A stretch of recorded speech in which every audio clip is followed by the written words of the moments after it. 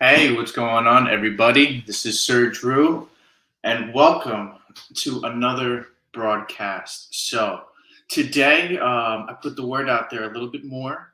To another broadcast. Excuse me, sorry about that. Something is playing in the background, but yep, welcome to another broadcast. I put the word out there to a lot more people.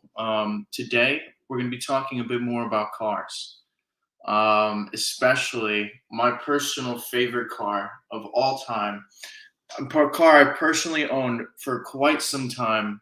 I've regrettably sold it, but it is the E60 M5. So, guys, this car, let me just tell you a few things about this car, man. This thing will hit 208 miles an hour. It's got a V10 engine, naturally aspirated, 5 liters displacement, right? And it pumps out 504 horsepower. Yeah, about 504 horsepower. All to the rear wheels. I had a beautiful, beautiful red interior example. Let me show you guys on my phone here. I got my Instagram here. So if you guys aren't subscribed, if you guys don't follow the Instagram, please follow IDCBCV10. That's me. That's how I started it. The V10 cars. And let me show you the M5 here. All right. So here she is. This is this model BMW. Right. This car was an absolute gem. As you can see, the seats here. Go on my Instagram page. Oh, look at that.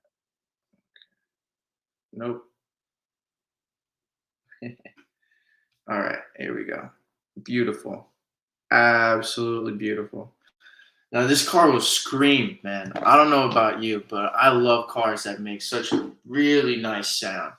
V8s, I can't tell you how used to a V8 I am. However, I do know the difference between a, let's say, a lazy American V8 versus a British or a German V8. That throaty, that more angry and precise noise. It's so thrilling. So yeah, the V10 is much different than the V8 sound. The V10 is a lot more high pitched.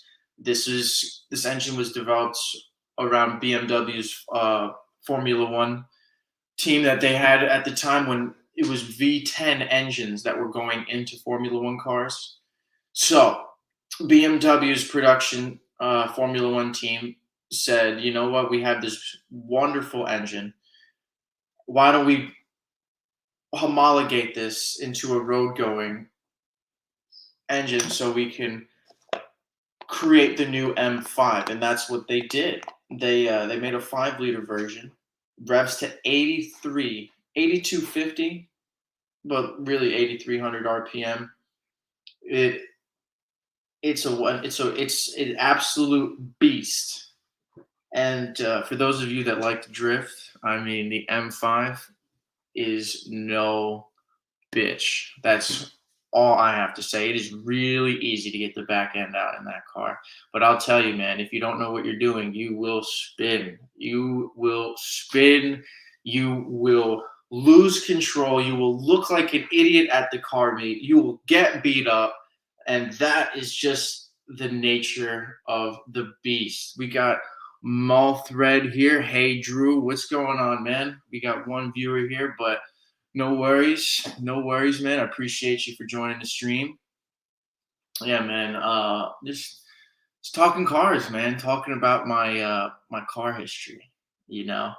So we're talking about the M5. The stick shift V10, man. I had an Eisenman exhaust.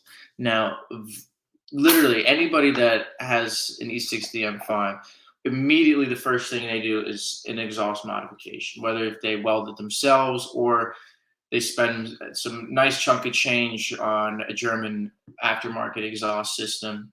Whichever way you go, the engine is going to scream. All right. Let's see if I have some some revving videos for you.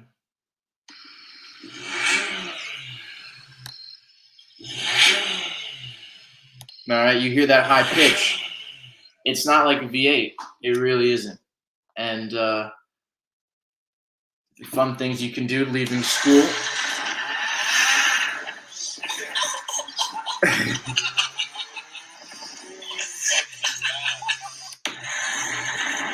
See, I get the back end out here. Yeah, man. All on my Instagram. Go check it out. I'll tell you, man, that is a fun car, especially with all my friends. And like, I was like the first one in my friend group to have a car like that. Um, we we've done some amazing high speed bombs down to Jersey City, the Jersey Shore. Oh my goodness, that car truly amazing, spectacular. Um, but I'll tell you, it wasn't all sunshine and rainbows of car ownership for Sir Drew. No, I started out with a Honda CRV, a 2003 model. It was silver. It was I bought it like to have some space because the only thing on my mind when I first got a car was just having as much fun as possible.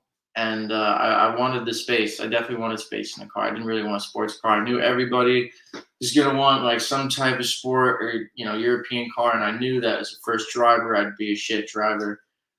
So yeah, man, I just went for the cheaper car, first car, and then I I'll tell you, man, that thing I drove.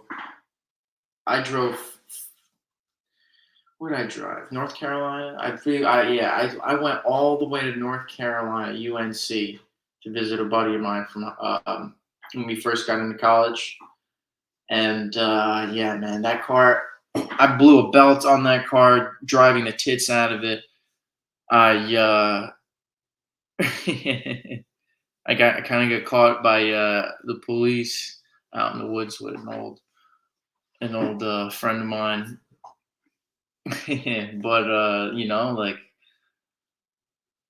in college, freshmen weren't really allowed to have cars, and essentially, I brought that thing everywhere. I parked it at the frat houses. Like it was cool. A lot of people. I had a lot of friends. Made a lot of connections. Um, Definitely hotboxed the f out of that car. Oh my goodness, that car has seen so much smoke. You would not be able to breathe. I mean, I don't know even know how I was breathing. I mean, those are just teenage lungs for you. But yeah, man, the amount of times I even went to the shore in that car. I mean, like one of the first things I did with my buddies is went down to the shore. You know what I mean, as naturally any Northern Jersey kid does. You just first thing when you get your first car, you just drive down to the shore. You want to hang out, you want to go on the boardwalk, you want to get in on the action, and that's what you do. So that was the Honda CRV, and then one day I'm driving in my area. I see a classic car meetup, and I saw the sign, and I'm driving. I'm like, oh, okay. I turn in, and then I get bashed from behind, just absolutely bashed from behind, and my head was bleeding, a whole bunch of stuff. But essentially, I got pretty nice insurance check to purchase a new car, and the car that I bought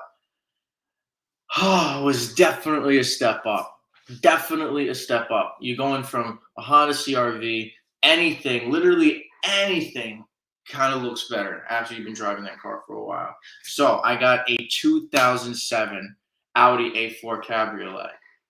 And that, oh my God, if that didn't feel like a level up, I mean, I don't know what is. Like, I really believe that when you drive a nice car, when you spend the money on yourself, you level up in these positions, it really does. It really is a level up. A lot of people say, oh, it's just a waste of money. Oh, you're just buying these things to impress other people. Absolutely.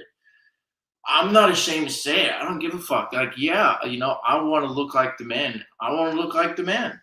I am the man. I deserve to look like the man. All right? Like, I mean, so perfectly, I was in the situation, and then I went to the dealership. First time buying a car. Well, really second time. First time was parents. Thank you, mom and dad. But yeah, I bought the car. I knew I could have got better cars. I knew I could have got like an E39 M5 for about the same price that I paid for this Audi. But the Audi was a beautiful tan cream color, and the convertible top was a soft top, and it was about the same color. It was really about the same color, and I'll tell you, that car was it was beautiful. I remember I was working at Bonefish Grill as the host, and I remember the day I got that car, I quit my job. I just was fed up with my boss. You know, he was mad at me because I spent most of my time talking to the female coworkers and instead of manning the counter. But you know what? I really don't care. I mean, I'm unemployable. I am unemployable. So he was just yapping at me and shit like that, and I knew I was gonna quit that day. I knew I was gonna quit that day. So about halfway through my shift, I'm with the bartender, and he's sliding me some drinks under the table, and I walk up right to him. I said, "You know what? I've had it. I'm done. I'm out. All right. Fuck this job. All right. This shit is not cutting out for me." Um,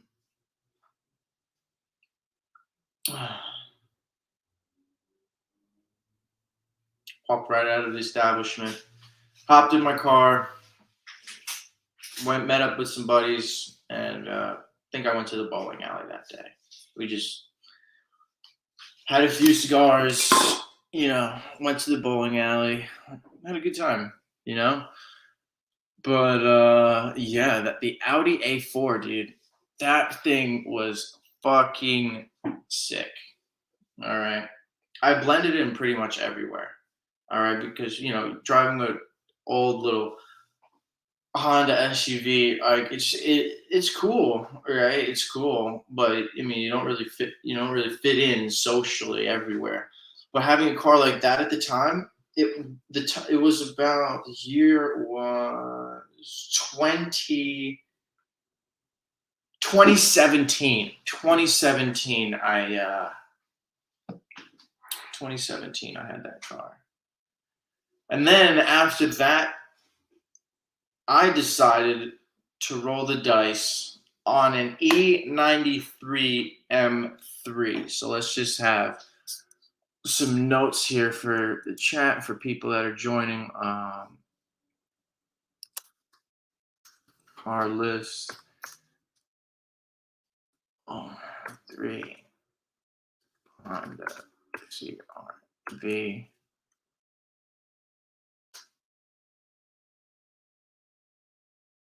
Then we got 2007 Audi A4 Cabriolet. And now we got 2009 E93 M3. All right, guys. So we are at the E93 M3. Now, I thought that just because I was driving my Audi, that I could pretty much handle anything. And let me tell you, I drove that Audi. I was hitting corners like crazy. I ripped the e-brake when I was just trying to drift, just playing around with it. And me stupid enough, I had all-wheel drive. So, I mean, I wasn't getting nothing but understeer and just handbrake turns.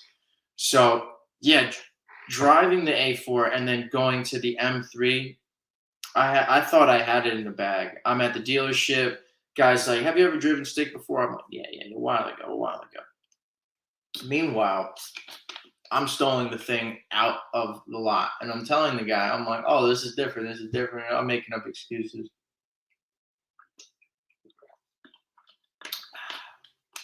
I'm making up excuses. I get the car finally from first to second, and then it is pure bliss. Like I'm pounding this car on a test drive. Like I'm going crazy. And this is all after I've got approved for the loan per se. Um, but right after that, right after all the paperwork, it takes me for the test drive, and I'm bombing it through upstate New York. All right, this is where I went to go see the car. I am bombing it right through the fucking. There's like in upstate New York's like there's hilly and there's like just trees and shit. I'm used to the sub. I mean, I'm used to suburban New Jersey and also urban New Jersey. So, all this forest land, all these curved roads. I'm really doing what you should do with an M3. And we stop, and the guy's like, "You know what? Let me show you how you drive this car." And I remember he had his clutch down. He starts whacking the throttle, whack, whack, whack, whack, and then spins a full 360, smoke in the air. My jaw is on the floor. I'm like, "Oh my God, this is fucking awesome." Like, first time, this is what donuts drifting, like, this is what it is. I'm literally in the passenger seat of greatness right now. And the top is down. We are in a convertible doing donuts on a test drive. I'm taking this baby home. God, it was fucking crazy. I didn't even take it all the way home on the first day. Dude, I really did not know how to drive stick at all. Like, dead ass, I had no stick shift experience. Um, and I'm stalling this car left and right. I am scared to stop at red lights. I even stall out into Woodbury Commons. I get all the way around to the New Jersey border. I stall out near Woodbury Commons. Everybody's beeping at me, calling me this and that, and I'm sitting there. I'm like, I'm not gonna lie, I'm nervous. I'm like, oh my God, I look like such a douche. Like I look like such a like a poser, like a newbie, like dead ass. So I what I ended up doing was right around Woodbury Commons area. I pull into a hotel, just camp out for the night, and I just practice. I just practiced clutching, really just getting from first, from neutral to first, and then just the takeoff. That's the hardest part about driving stick is the takeoff. So yeah, I'm riding around the hotel. I'm even going out at like 1 in the morning, and this car is like pretty loud because it's the 4.0 liter V8 from BMW, and that thing is it's a screamer. All right, it's a well engineered. It's got high tolerances, but that thing's a screamer. It's based off of the E60 M5 V10, so it's the baby. It's the baby version. You essentially take the V10 and then uh, cut off the first two cylinders of the V10, and then you have the E92 M3 or E90X because you got the E90, E92, and E93, which is a convertible, which I had, and you got that, and that thing screams. All right, it'll wake you up. All right, but I mean, I really didn't care. I just bought this M3. I felt like king of the world, and I woke up. I woke up real early, around like 6:30. I didn't sleep that much. I was so excited. I was literally sleeping with my BMW keys. But I bombed back down to New Jersey, and I'm cutting through Newark. All right, Newark is a city. All right, it's like just imagine like the heart of LA, I guess, with just traffic, this and that.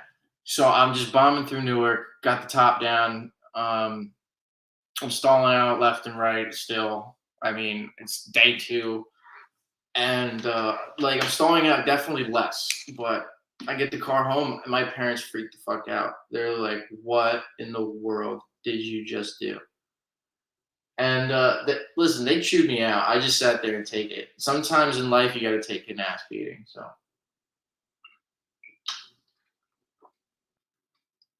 sat there and took it. All right. The but I'll tell you, man. Once my parents got over there screaming, they ended up just hovering back and forth over the car. Like, oh my god, like this is such a beautiful car. My uncle does a lot of detailing work. I want to go into business with him, but he's retired, so he definitely enjoys his retirement. But he was waxing the car. He's waxing the BMW. Um, I was doing a lot of stuff in that car. College when I first. Now keep in mind, around the time that I have the E93 M3, I'm in a junior at university, right? And it's like me having the Audi at school is already a huge flex. Having the M3 is literally it was unheard of, you know? I was I would pull up places, I would rev the shit out of it. I would race people, race classmates all up and down, frat boys going back and forth to school.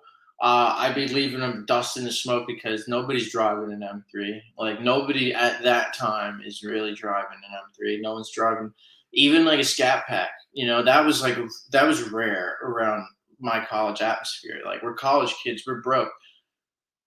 It's just how it is. And to have an M3 in college, like that's fucking awesome, you know. So yeah, I gave a lot of people rides. Definitely practiced a lot of donuts on the college, the parking ground once the lot got emptied.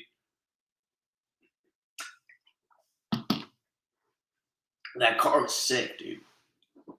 That car was fucking sick. And then I'm just gonna copy the link, copy the clipboard, so you guys can join.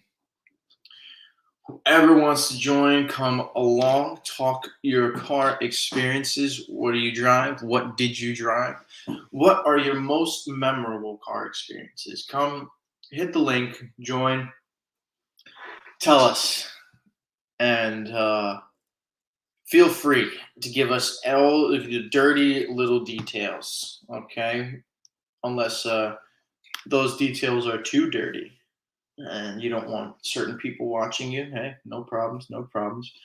But listen, man, once that M3 was done, the dealer ended up calling me. He said the loan was somehow disapproved from it being approved, so I had to give the car back. And then this happened, right? So I'm like, okay, okay. I'm like, fuck. You know, I got to give the car back.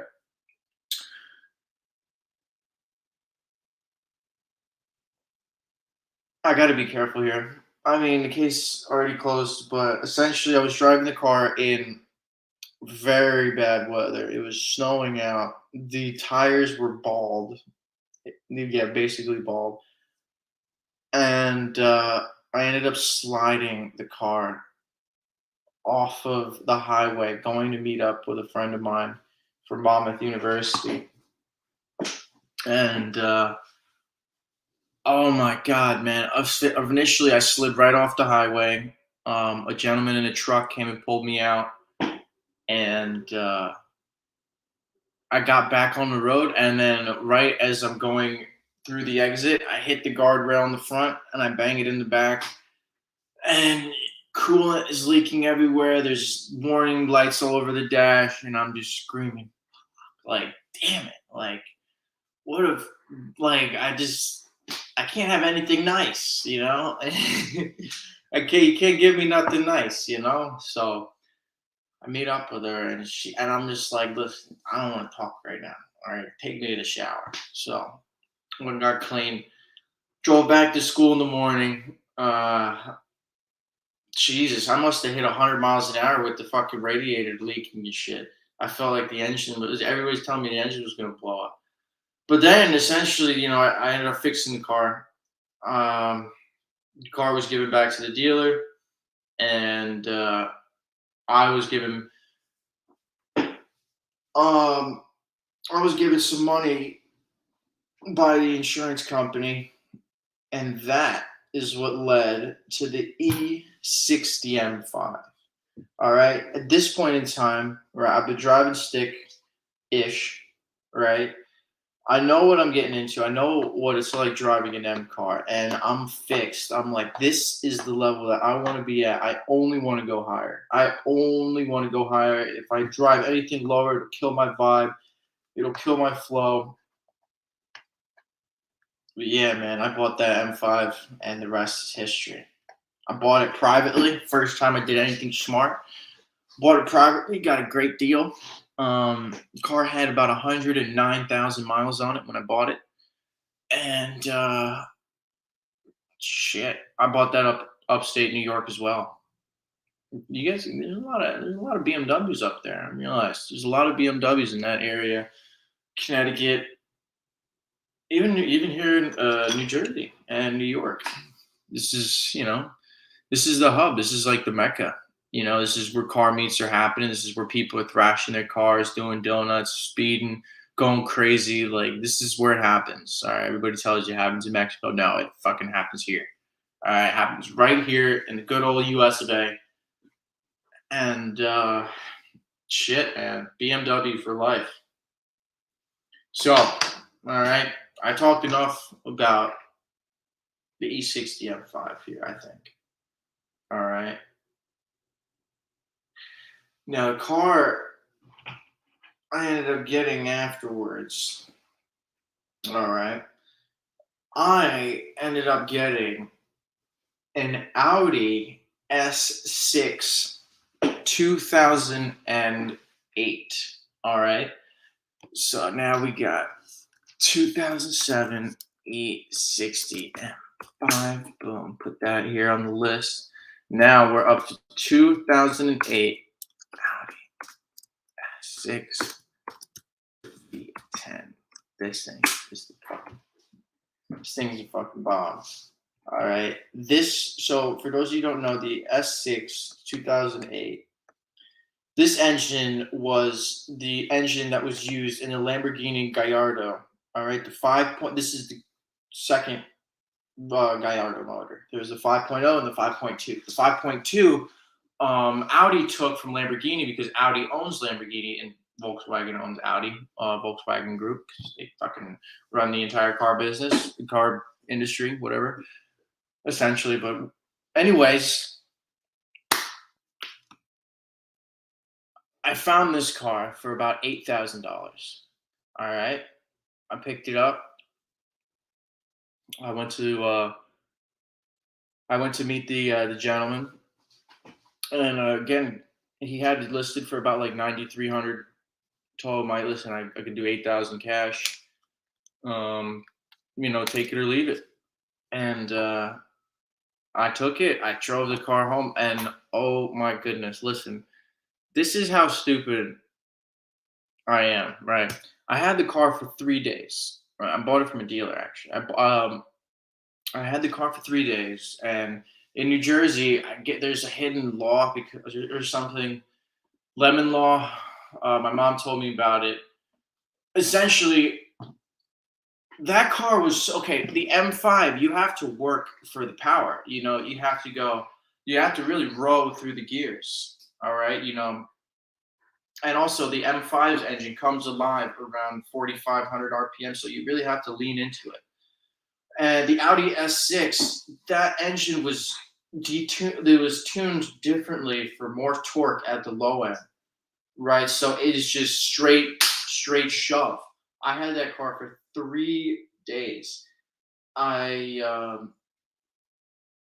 had a good time with my boys. When I first met my fiance, this is what I picked her up in for one of the first times that we were really chilling. First time we really started chilling, hanging out, you know, just living life.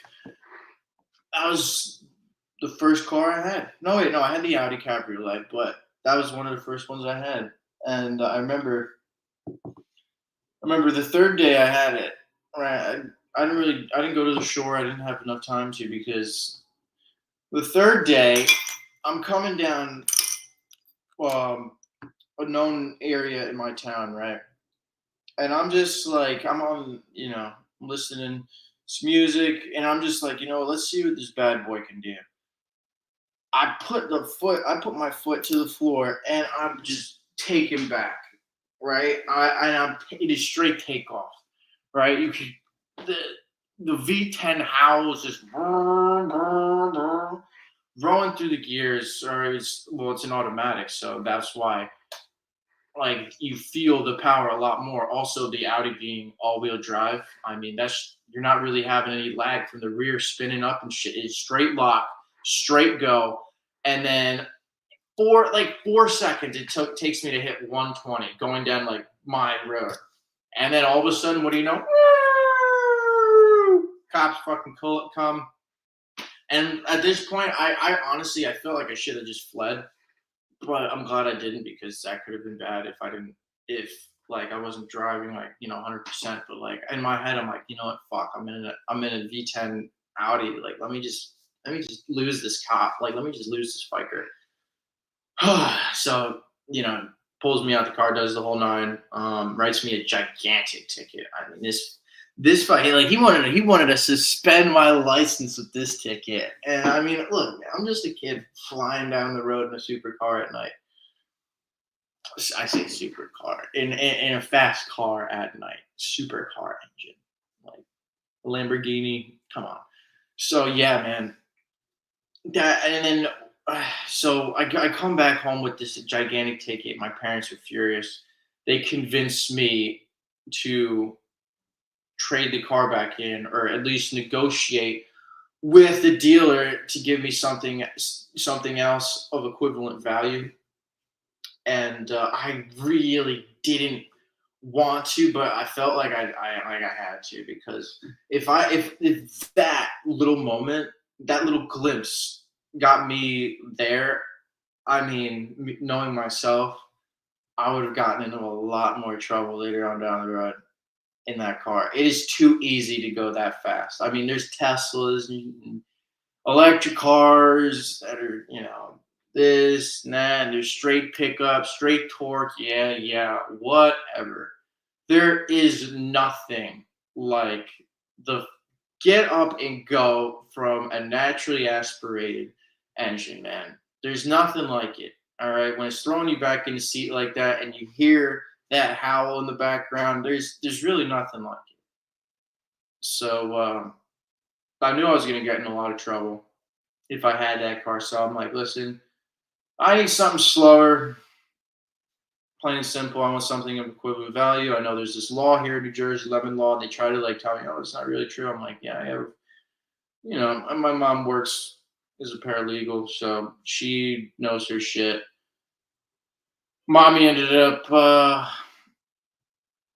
mommy ended up coming through for me. So she gave me the old legal advice that I normally wouldn't really have. I'm not a law student. But yeah, she hit me with the law code, and I hit it on him, and he was like, "All right, take your pick. All right, these are the ones." I'm like, he's offering me all these front wheel drive cars. I'm like, "Listen, dude, I want something manual, and I want something all wheel drive. What do you got for me?" And I said, preferably all wheel drive. I would have definitely took another rear wheel drive, but I was thinking, you know what? Let me be sensible. I don't know where the car market is going to be in 2 years. So I have no idea there's going to be this giant, giant fucking leap, like absolute fucking jump in the car market in terms of prices for cars. And, once 2020 came around, this was like, was this 2020? It was 2020. The 2020, the 2021, end of 2020, the end of 2021 is when the car market went crazy. All right, so this is before that. I'm thinking to myself, shit, I just got me a budget Lamborghini. I'm gonna go crazy, and then I did, and I guess I bitched out. I'm not gonna lie, I guess I bitched out. That car was too awesome. The thing is with a Tesla, right? It's fast and everything. It's not that luxurious.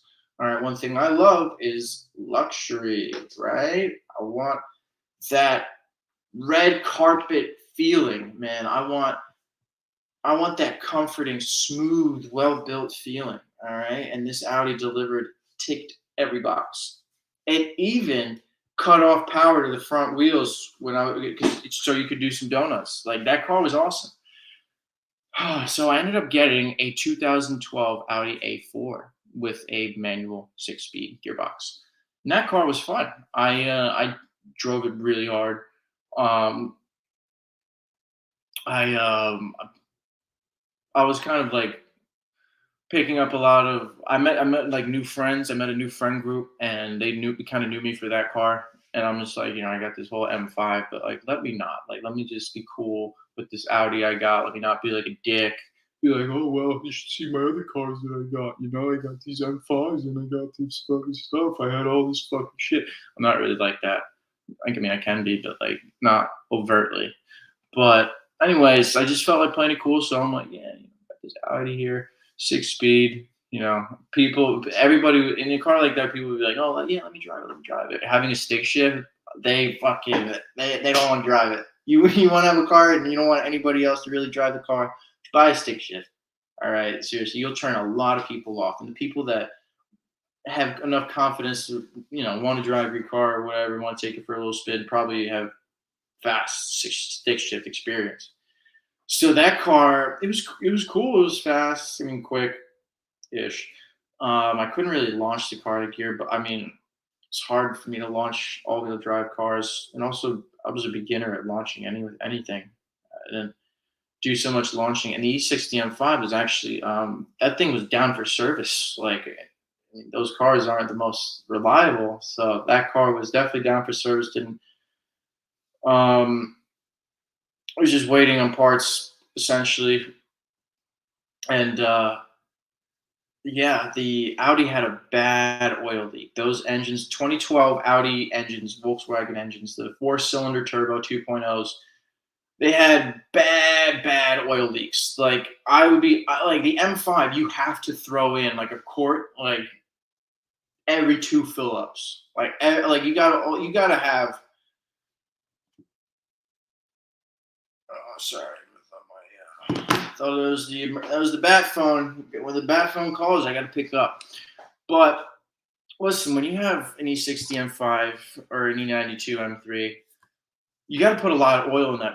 You got to put a lot of oil in it. All right. There's nothing wrong with the car. It's just that's what it takes. It's a high strung, high revving, big cylinder motor. It's what the car takes. And this little fucking 2.0 liter four cylinder uh, was eating through more gas than my. I'm gonna tell this guy.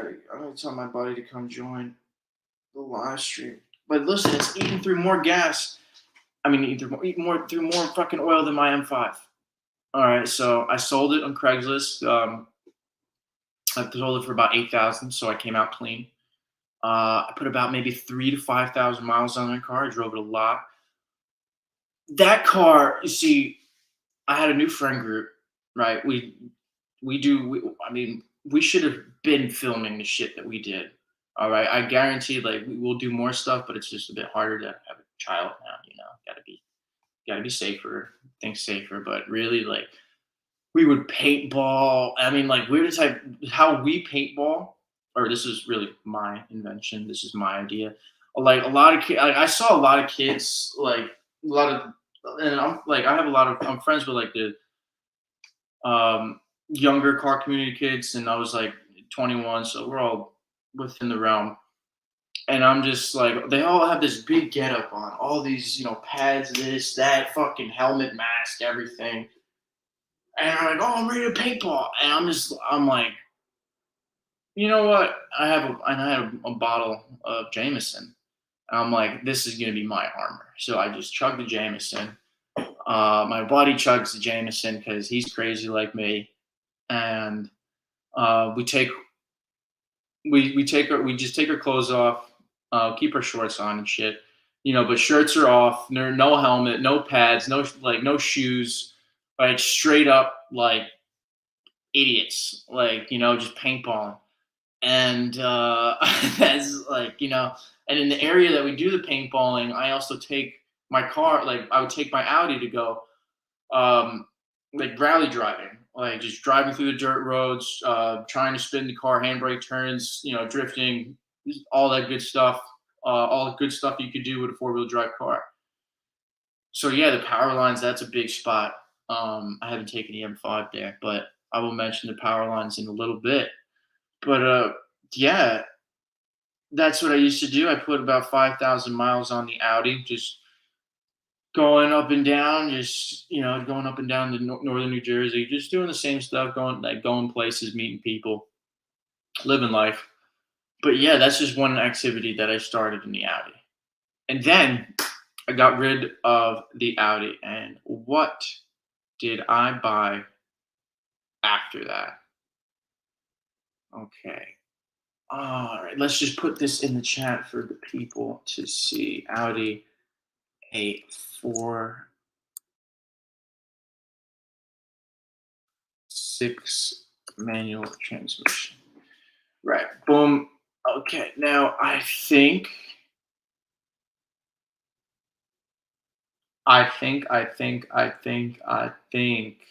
my next car, because I was really, once I started off roading, I'm really getting into drifting at this point. I'm really obsessed with it. All right. I need to learn how to drift. I need to learn how to swing the tail out like a pro.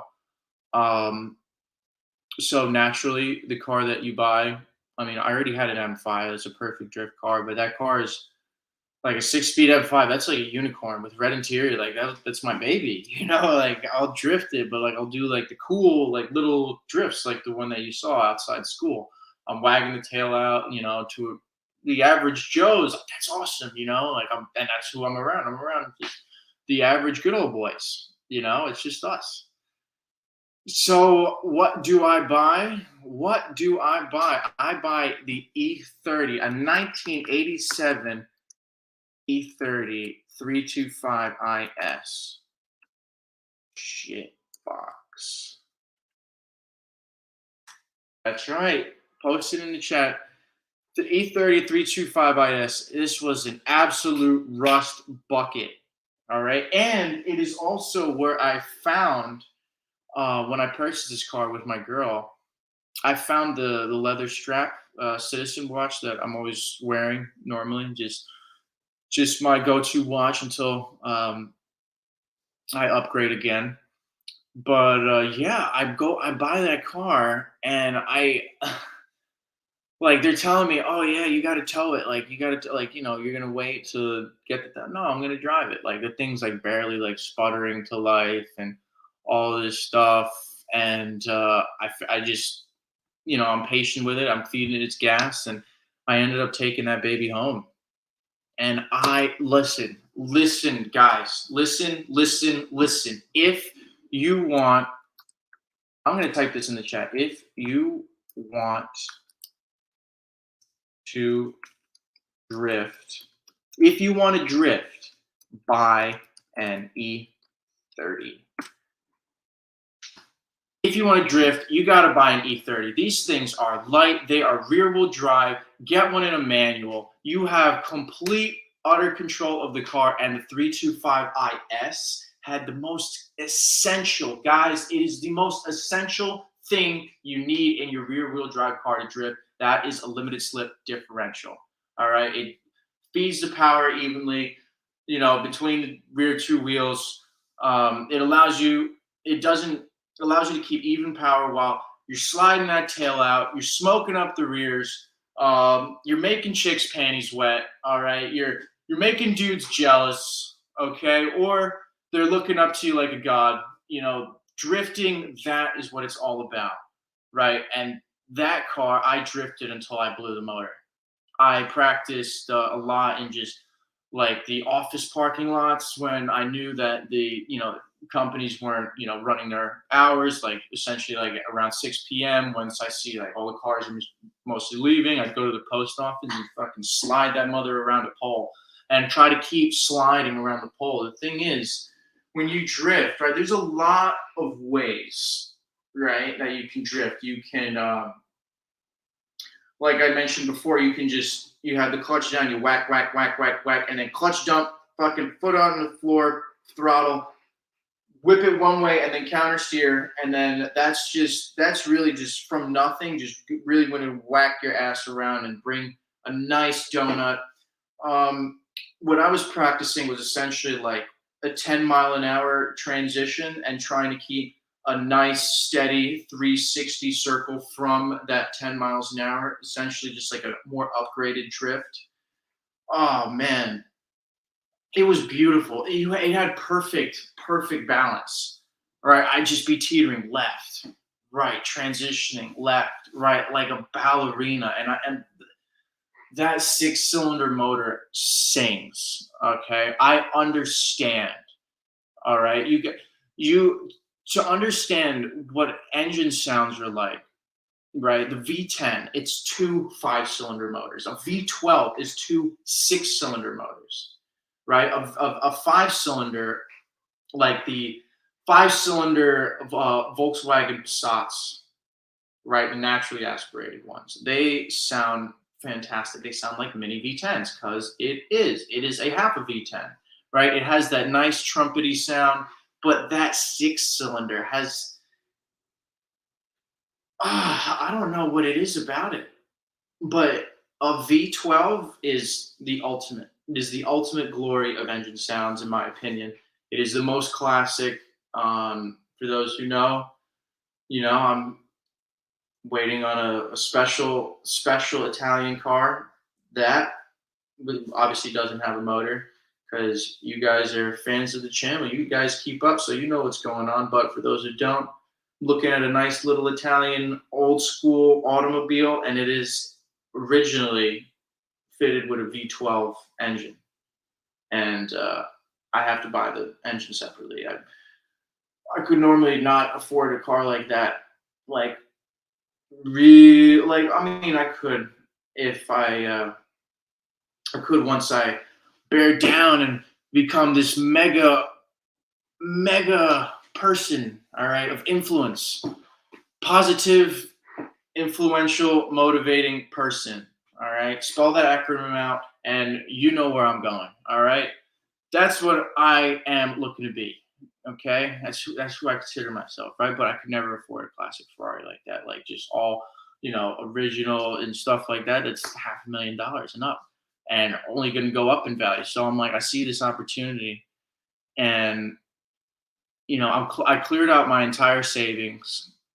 Um, have other portfolios and stuff from just investments I made growing up.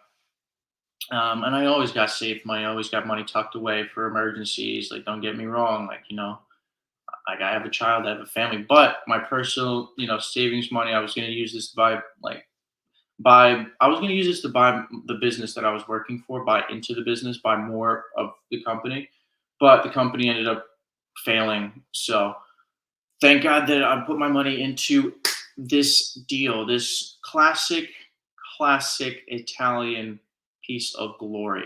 All right, literally, it's just one of those cars. It's like a guy my age from my status level. It just makes absolutely zero sense having it. It is really unthinkable. Like there are young people with like Ferraris, Lamborghinis, like brand new ones and stuff like that. Like, congratulations. Like, you blew up, you put in the hard work or, whatever you did to amass that type of money. Or if you got a great deal on a car, if you're leasing it, then I mean, hey, I'm not knocking your hustle, bro. You're the one driving the Lambo. So I mean, there's young kids like me that do it all the time, and I'm 24. But I like the classics. I like vintage. All right. If the 24-year-old crypto geek was if his favorite watch was say a Nautilus, right? Mine would be a complicated Patek on a leather strap. All right. That's just me. I like to keep it classy. Um, I like to have that gentleman. I love the gentleman's look. I'm a prep school boy. I went to private school for high school, baseball scholarship, academic scholarship. I love the preppy look. All right. I love the preppy atmosphere. Okay. I'm just a normal suburban kid. Um, my parents aren't mega moguls. They're not absolute, industry billionaire millionaires. My father, he did very well throughout his life. He was the president and CEO of his business, right? Siding. And he just sold it. So he was the man, he was the boss. And, my mother, she made good money. She makes good money as a paralegal, so, and me, I'm running the show now. So time to follow in my father's footsteps in creating a legacy, but to only expand my reach for the stars, land on the moon.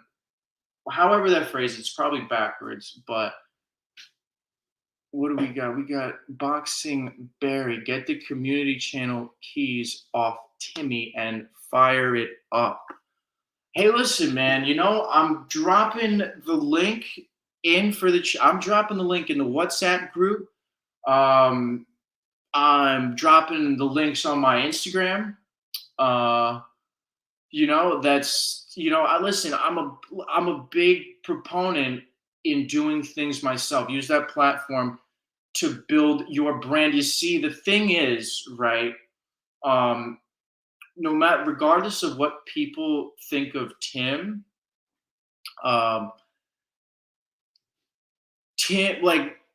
Tim, I have respect for. He helped me build myself. Like I built myself on his platform. Really, Archie's to start. Archie's, which got the Sir Drew Peacock. Everybody tuned in. This was again 2020. This is 2 years ago. It took me 2 years to start YouTubing, but here I am. But essentially, I'm a rookie on the show, but I don't feel like mooching. I feel like if I just spruik myself on Tim's thing, I feel that's a bit unbecoming. I feel like that's a bit on, like, I don't know. I want him to want to help me. I'm not gonna begging. I'm not begging anybody. I But I'm very thankful for all the opportunities I've had on the shows, and I'm thankful for all three of you guys. All right, afternoon, KB Lake. Afternoon. Listen, I'm thankful for all you guys here tuning into the show. Um, this is the lunchtime show. We're going to keep it going. We're talking cars. We're talking about my car history, right? All the cars I've owned in the past, right? Talking a little bit about watches, just a little bit. Tie it in at the end. Don't worry. Don't worry. I'm sticking to the script here. All right. I'm letting you guys know more about me. All right. I'm inviting you, all four of you now. Look at that. Four of you, all four of you. I'm inviting you into my world, a world full of adventure, passion, highs, lows, and then picking yourself right back up again. All right. And luxury. All right. You can find it all here. All right. So listen, yeah, I don't feel really like mooching. I will appear on Tim's shows. Um, I will contribute like I normally do. The Sir Drew Peacock character is going to stay the same. All right. Okay. You can catch me on the streams. Don't expect me to get on Tim's and Archie's streams all the time because I have a duty to my son. But listen, guys, I feel like this time slot works out for me. And if it works out for you guys, I think the lunchtime talk is pretty cool. I figure, we talk some cool things. Somebody wants to come on and, help out. But hey, if you want to listen to old Drew, then it's fine by me. But let's get back to cars. KB Lake says he likes cars. Oh, he says, what am I eating? I had Indian takeout in my office. Hey, I don't know if you realize where I'm at, but I'm currently in Dorsia. I'm waiting on my what did I order again? Ahi ahi sashimi. Yeah, I love me a good sashimi. Yeah, man, nobody does it better than here at Dorsia. American Psycho Wrestling. All right. Anyways, back to brass tacks, talking cars. Yeah. KB looks at oh, back to talking cars. All right, all right, all right. I have the E30.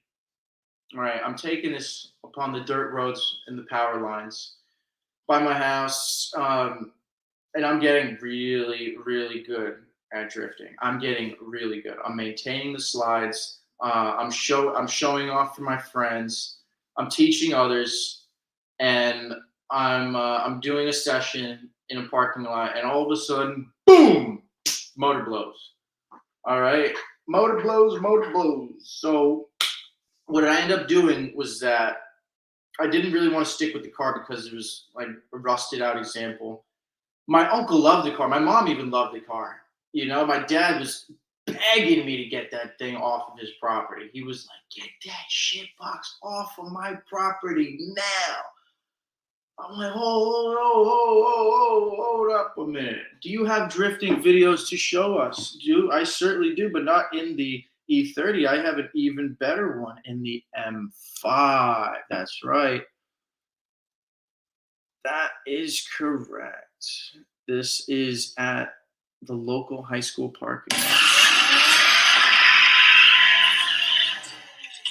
This is my girl recording. Yo, look. Oh my god. Hold up, I keep going. I'm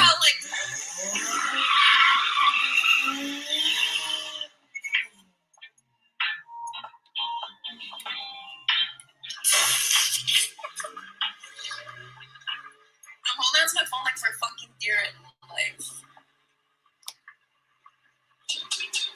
Hold on, there's one more.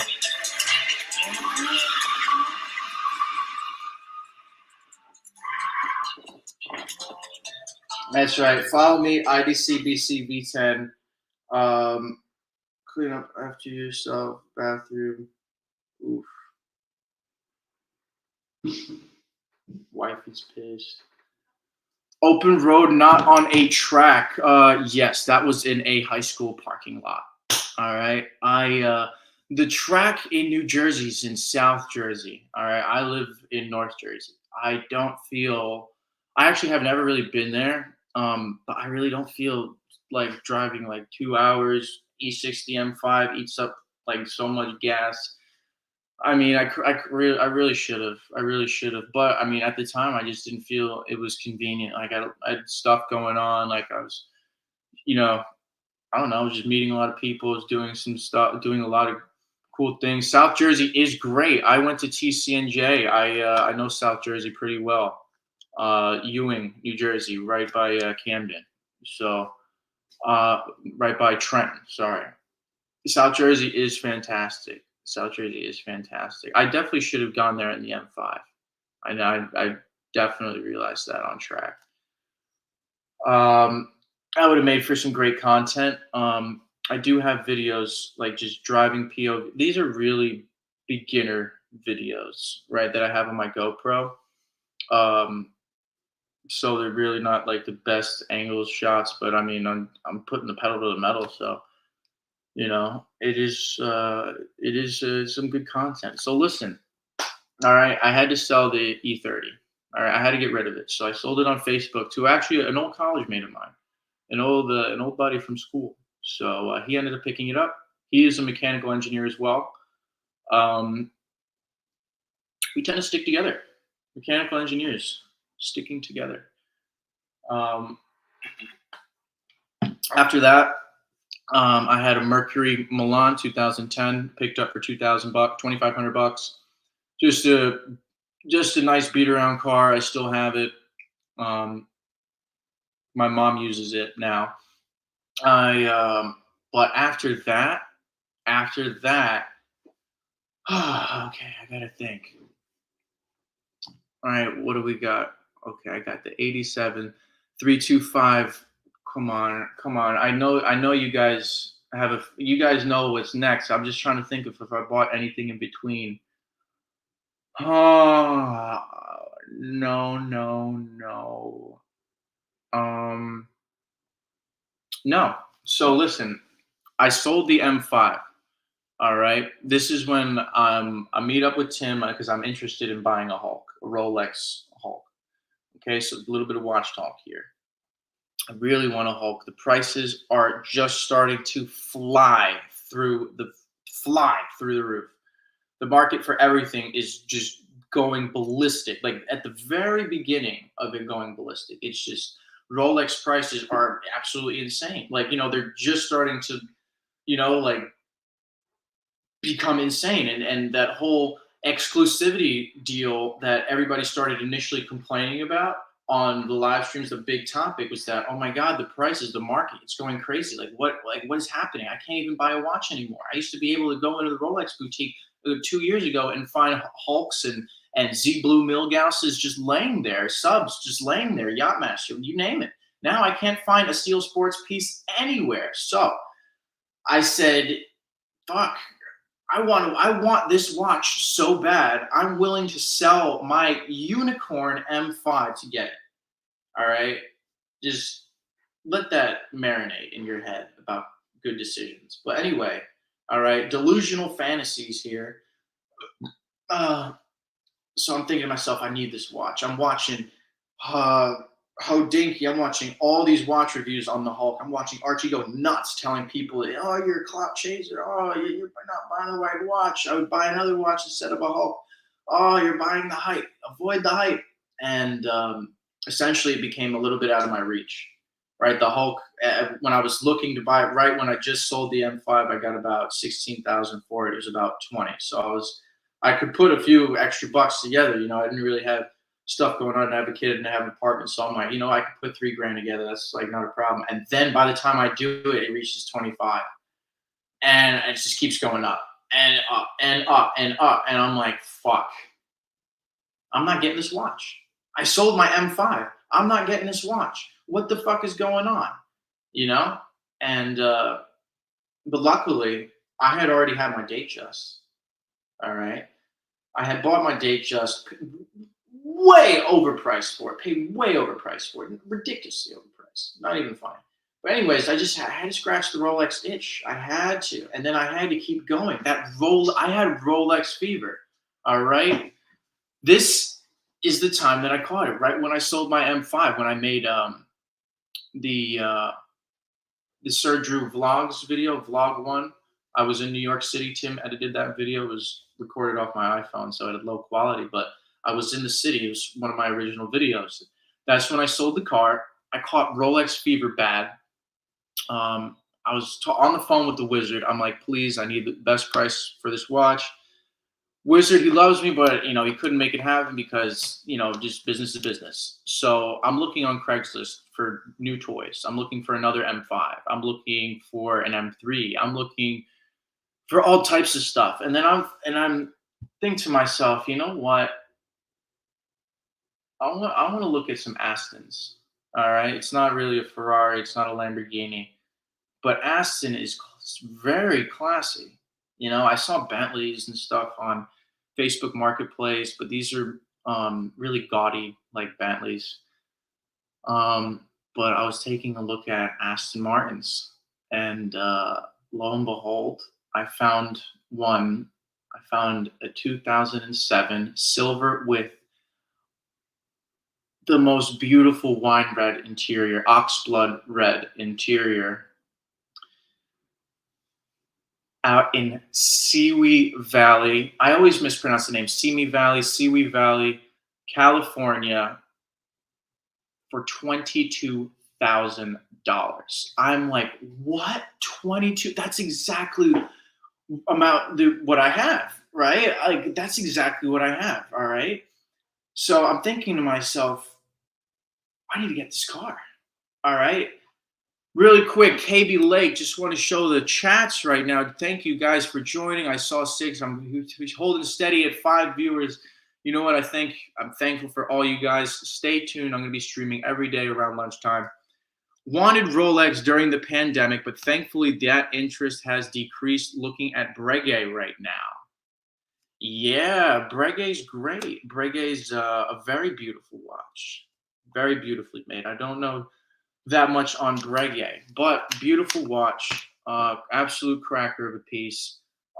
Value retention, who cares? You know, you buy watches because you love them. I buy watches because I love them and they look absolutely fantastic on me. You know, the watches that I decide look fantastic because there's, you know, obviously some ugly ones out there, but yeah, man, I find the Aston. It is in California, and I'm just thinking to myself, I'm doing it. Like, no ifs, ands, or buts. I get the guy on the phone. I tell him, I'm like, hey, man, I know you probably got some people offering money, this, that, or the third. I will give you $20,000. I will be there tomorrow. Or latest, I'll be there by Friday. I think I called him on a Sunday. And he's like, let me wait. I got some guy on the line. Da, da, da, da, da. Guy fell through, obviously. Gave me the call back. He's like, listen, you know, I'll take it, but come immediately. I'm like, you know, send me a deposit. If you're not here by Friday, I keep the deposit, and you know, it is what it is. So I'm like, all right, let's do it. I wired him the money. I told my parents, I'm like, hey man, oh, we got a reference number. KB, like, I'm gonna pull that up in just a second. I told my parents, I really didn't tell them shit. I just bought the plane ticket, and I told my girl, I'm like, hey, I'll be in California for a day. I'll be back like tomorrow. Like, it was early in the morning. She's like, what the fuck? Like, who the fuck are you? Like, what are you on? Like, what have you been smoking? California for a day.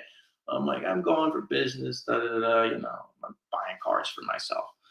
So yeah, I go to buy the car, and I swear this guy, he's like the epitome of the Aston Martin driver. All right. He's the quintessential Aston Martin driver. He's cool. He's like middle aged, you know, great hair, you know, lovely wife, lovely home in California. He's this guy, he used to build thrusters. He works in aerospace engineering, and he built thrusters for the SpaceX rockets, and like this completely amazing guy. You know, like I have never dealt with a more pleasant gentleman. You know, and I mean I live in Jersey. I mean, where are you gonna find those really? But hey, but listen, I love everybody in Jersey, man. I love my people. No disrespect, but I mean we're jerk offs. I mean, come on, we're jerk offs. And we really even coined that term. But this guy's absolutely lovely gentleman.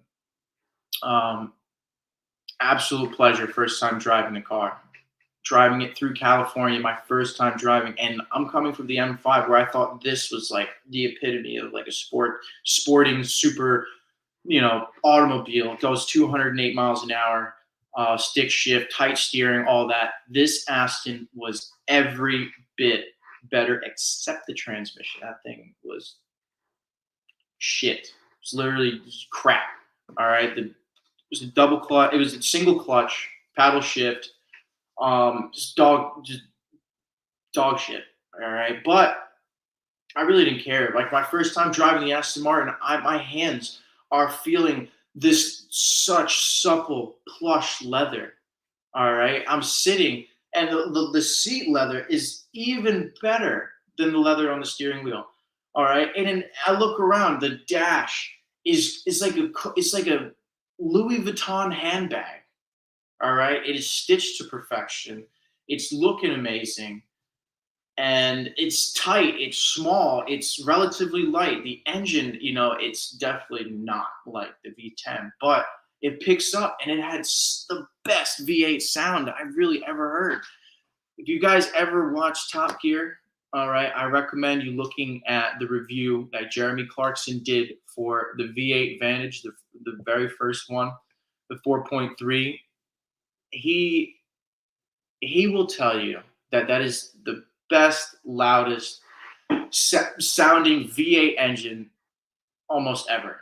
Okay, it's rivals the E92 M3 engine a lot, like greatly, right? The M3 engine is just a bit more tuned, for like high revving and for racing. The Aston engine is class, class. It is smooth. It is luxurious at low speeds. It kicks ass at high speeds. It sounds absolutely amazing. It's wonderful. And I'm driving this all throughout like the coast of California. I'm looking at the Pacific Ocean. I got my Rolex on. I have the Rolex on. I have the date just on my wrist. All right. I'm the car came with a CD tape, and I didn't have an aux cord. Like I wanted to buy one, but it was hard to set up with that car. So I was listening to the CDs, and I was just so captivated by the moment that every single song was an amazing song. If I hear those songs out, I will know in my head that is Aston Martin music. All right. So I'm bombing down, right? And I'm going from like the very wealthy, like Calabasas area, and I'm like driving like through Pasadena, I guess, like into like the not so great part of LA, right? Um, so I'm trying to get on the phone with the towing guy, and they're bouncing me around from people, and I eventually meet up with this guy. He's in California. He's at a hotel about an hour away. I fill the tank up. I drive there, and I meet up with this guy. He's like a Mongolian Russian guy. Really cool dude. We ended up just chilling at the hotel, just kicking back some vodka because we had to leave in the morning, and it was already nighttime. I mean, I just wanted to talk to my girl. I was FaceTiming her. I was excited through the roof, saying, "Babe, babe, babe, like look at me, like I'm fucking. I wish you were out here. I'm living large right now. I got an Aston Martin. This thing's beautiful. I've never had anything like it. Like, and I'm hovering around this car. Like, I'm just hovering around. I've never had anything like it. So, right, there's classes for cars, right? There's super cars, there's super sport. This is super luxury. So, yeah, like luxury Drew. What way to do it better than an Aston Martin? All right, it packs a punch. It looks fantastic, and I mean, super luxurious.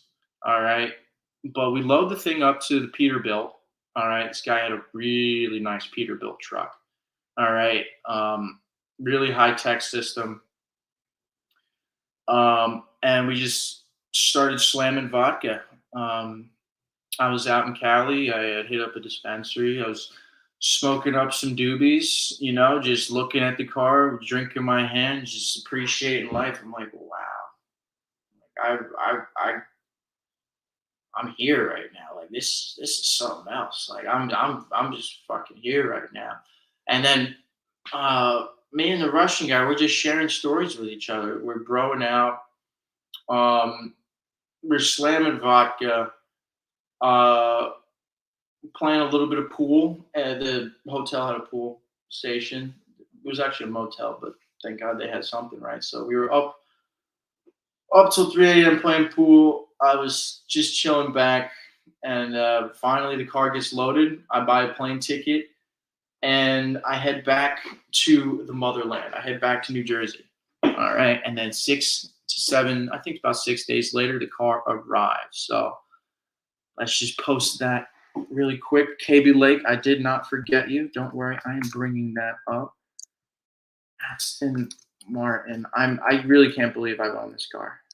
Everybody told me, oh, it's going to be horrendously expensive to maintain, which it would have been if I owned it like longer. But honestly, the car had a plethora of service done already. It already had so much poured into it. It just had two $7,000 services: door struts, hood struts, tires, this, that, just essentially to get the car running great. I mean, this guy, I mean, he took great care of the car. He just drove it all, it was a daily car, put 132,000 miles on it. Actually, no, 126,000 miles on it. And yeah, man, it was mine. So I'm really proud of that. That was the latest and best cars that I've had. We got KB Lake reference 5177BB 2Y9V6. Now, let me type this up on my phone because I'm not going to waste time in trying to share my screen when if it doesn't work, then I'm just wasting time and making you guys bored. So I'm just gonna look this up on my phone real quick. 5177 BB slash 2Y slash 9V6 Breguet. Ooh. Oh, yeah. Uh-huh. This is like a Calatrava rival. This is nice. Okay, the watch that KB Lake is showing me is this. This I really like. This would look great on me right now. I wear a lot of I wear a lot of black, but this doesn't look like it's completely black. It looks like a really, yeah, it's a blue leather strap.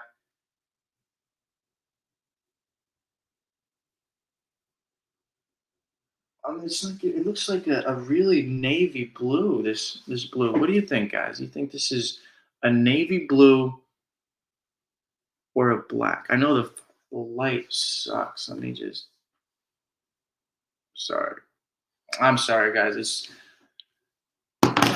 my phone's not doing it for me. But don't worry, I will figure out how to share my screen soon, so you won't have to worry about all these mishaps. But dark blue enamel, yep, I knew it. I knew it. Dark blue enamel. Midnight blue. Roar of the Tiger. What do we got here? Drewski, good work trying. Mark Levinson, car stereo. For the Aston Martin, I believe it was Bang& Olufsen. Yeah, car stereo was absolutely fantastic. Right? So Bang& Olufsen is like top of the line option when specking out Aston Martins. They're pretty. All the new ones are pretty much mandatory fitted with Bang& Olufsen sound systems, but essentially the speakers they would whiz out from they would just pop out at you, and it'd be really amazing. Um, it was just fit the bill, man. It fit the bill. Wearing my Datejust, driving the Aston, like, can you get any more elite? Absolutely, you can. You can be a prince in Dubai and have a number one on your license plate driving a Rolls Royce. That is a different level of elite. But hey, one day, one day, just got to keep up the good work and try. All right. Okay, I know it. Danish. Danish. I could go for a Danish right now. So, let's talk a now you talk Danish. You got my mind on food now. So, one thing that New Jersey is really great for and known for is Italian food, pizza, and pastries. All right, there's a lot of great food you can get around here. All right, that's Oh, he's talking about the bang. Oh, okay. All right, my bad. You got me going off topic here. You got me rambling. Oh, guys, listen. So I sold the Aston Martin, and so essentially on my old phone, It's broken now, but I was in contact with the seller, right? I loaded the car up, right? So it could be loaded up for transport. The guy who transported the Aston Martin from my house to the buyer's location, wow, did he have a jerry rigged setup? Wow, it was really poor. I had such a bad feeling that something would go wrong. And lo and behold, the buyer calls me. He's like, dude, I know for a fact that you didn't sell me a broken Aston Martin. I'm like, what are you talking about? He's like, dude, the I heard the word smash. I was like, oh, because like a window regulator wasn't really working. There was a few things here and there about the car. The headliner was falling a little bit. Um, it's very common in Aston Martins with the period. But yeah, he called me. He's like, the front hood is destroyed. Like there's an obvious dent in it. The windshield's cracked and the roof is damaged. I'm like, that's not me because I loaded that thing up and it was pristine. Okay.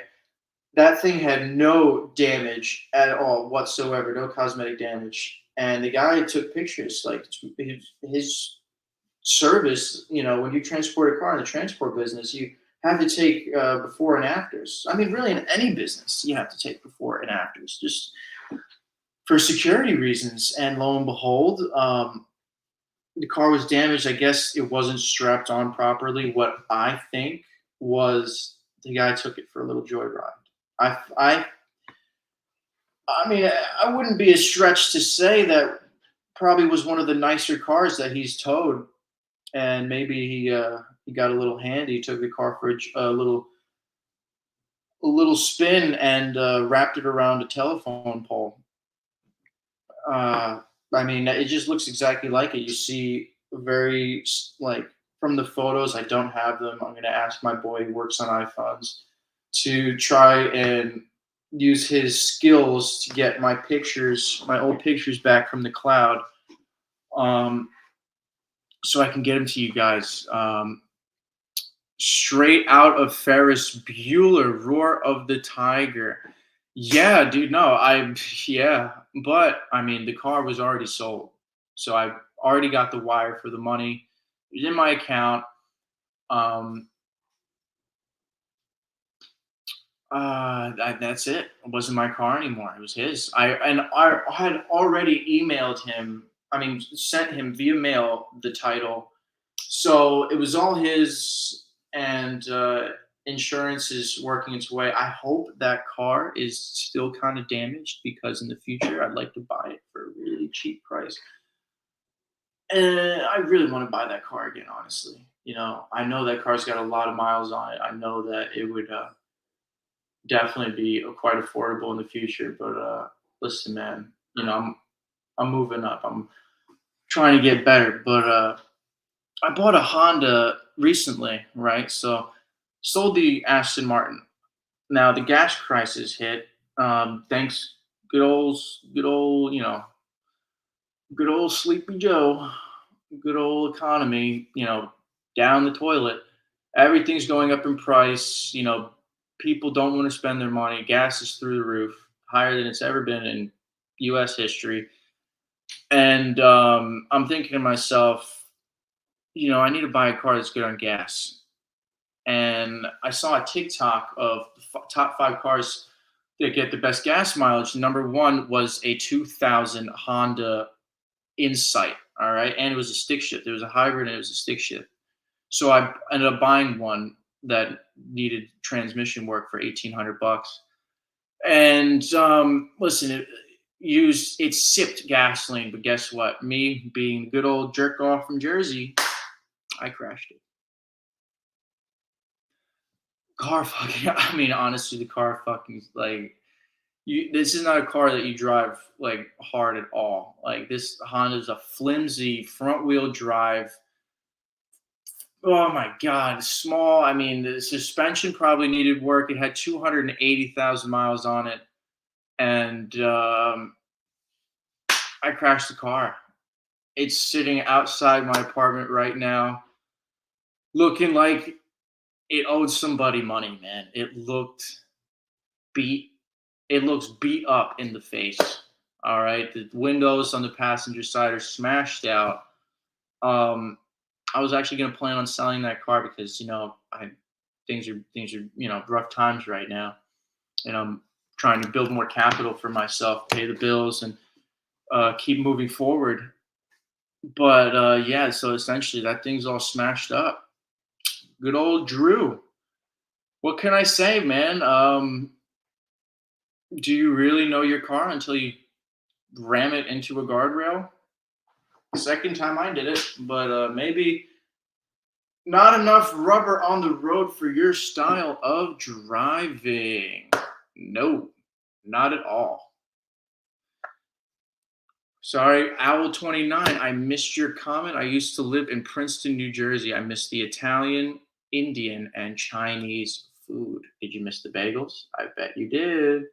I bet you did. Jersey has got the best bagels in the USA. New York, obviously New York is fucking New Jersey. It's right there. But like, yeah, right here, best bagels around. Um, 10 out of 10 when you come to Jersey. Wake up in the morning, go get yourself a bacon, egg, and cheese. Go to Sam's in West Caldwell. Got the best bacon, egg, and cheese in Jersey. But anyways, yes, I crashed the fucking car. I rammed it right into a guardrail. Um, Bless you, babe.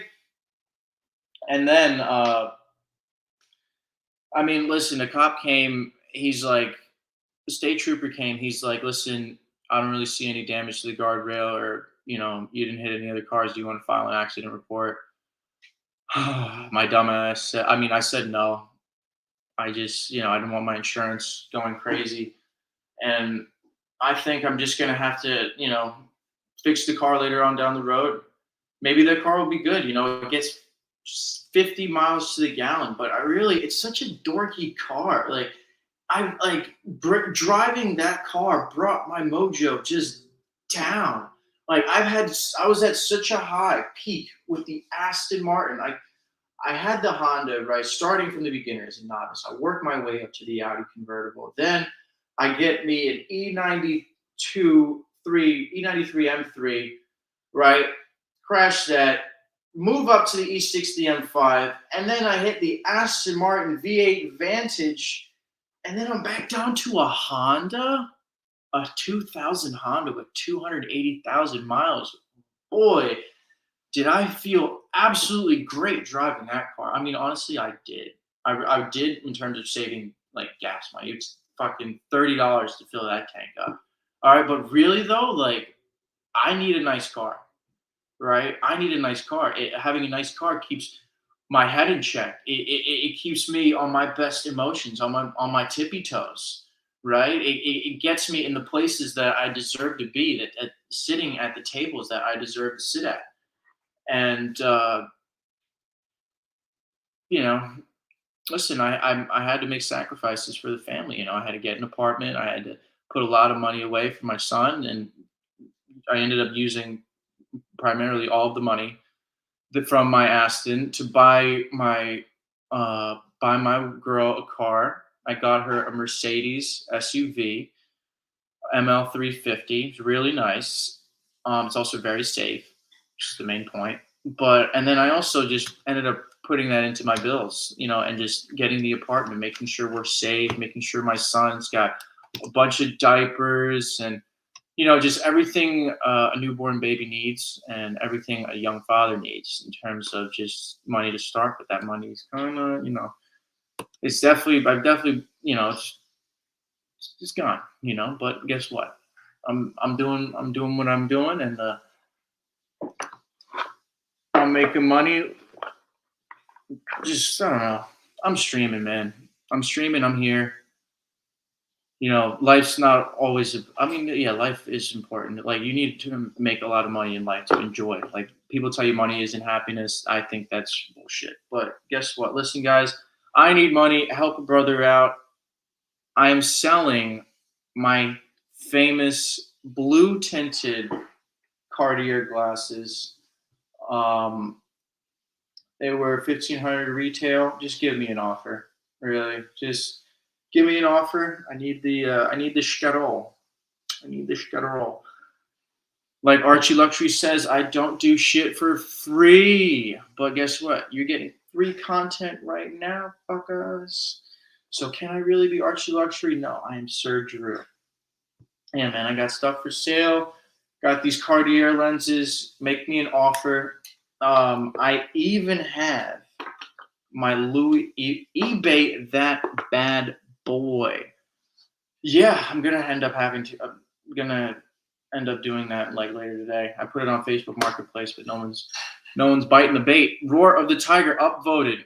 Thank you very much for the upvote, guys. Listen, upvote, please. All right, I can use. I love the support. I need it. I need it. I need it to keep going. This is what. This is for the future, man. This is for the future of this channel, the future of your lunchtime entertainment. But listen, man, help a brother out. I need to keep the bills going. I need to keep a roof over my head. I need to be able to keep this studio so I can keep pumping out these videos. I mean, either way, like I'll figure it out. But shit, I mean, I'm here to pay my bills, man. I'm here to take care of my family. So that's just it. Yeah, man. I'm throwing that fucker on eBay. Diss her as diss. Upvoted. Yeah, man. Hit that upvote button. Diss this, diss that. Kevin. Thank you, Kevin. Thank you, guys. You guys having a good time? I feel like the my streams, they tend to pick up in content kind of just later on as I'm just talking and talking. We got voulez-vous? Drew, you should do a car and watch consulting to help buyers. You know what? Yeah. Archie does watch reviews, $50 PayPal. Um, I'll tell you what, man. I'll do reviews too. I'll give you a car review. I'll give you style review. Hell, I'll review your haircut, and I will review your watch. Instead of the traditional watch box photo, send it to me on your wrist so I could see how it looks on you. All right. Listen, guys, my goal is to help you get better taste in the wonder of luxury goods, right? The best things that life has to offer. I'm here to help you have the relationship of your dreams, right? So show me the watch on your wrist. Let me see how it looks on you. Show me some style photos. I will be brutally honest with you, but because I love you. All right. So I'll start out $25, $25 a review. All right. This is the beginner special, the opening special. Archie does it for 50. I will do it for 25. All right. And yeah, that'd make for some cool content. Let me yeah, so I'll probably 25 through PayPal. I will post my PayPal link here in the chat. If you want to throw me $1 or two, hey, that's great. But listen, man, if you want to review, all right, you want to make me work for your money, I will do it. All right, at your request. All right, your wish is my command. Also for the right price. I mean, okay, hold on 1 second there, fellas. All right, just 1 second. Your security challenge. Posted my link here so you can do business with me, or if you can help me out, doesn't matter. How the fuck do you do this? Account info. Whatever, man. Not whatever. I do need the help. I really do. I wish I didn't, but I do. All right, just give me 1 second there, folks.